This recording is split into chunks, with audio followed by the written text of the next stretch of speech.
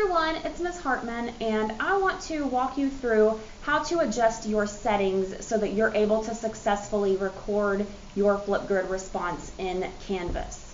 So if you scroll all the way down the assignment and you find the Flipgrid window down here at the bottom, in order to record your video, you can either click on this red button right here that says record a response, or you can scroll down to the bottom and click on this red button right here that says record a response. Now when I click on this window is going to pop up.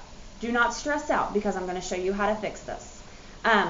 So if you're using Google Chrome, which is what I'm using, you will see it says click the allow button in the pop-up located in the upper left side of your browser window. Well, in Chrome, it's not on the upper left, it's right up here in the address bar up here to the very right over here.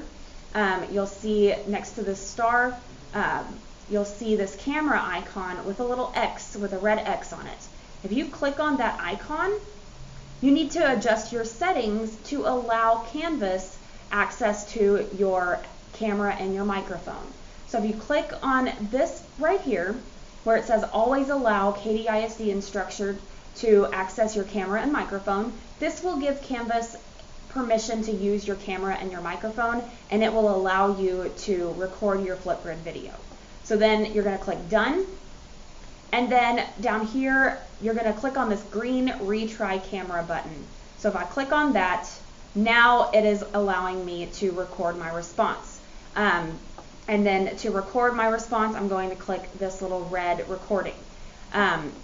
So this is the workaround if you are having trouble accessing or recording your video. This is how you will fix this in Google Chrome. Remember, you can always message your teacher if you have any questions about this, and I wish you luck on recording your Flipgrid videos. Let me know or let your teacher know if you need any help at all with this assignment.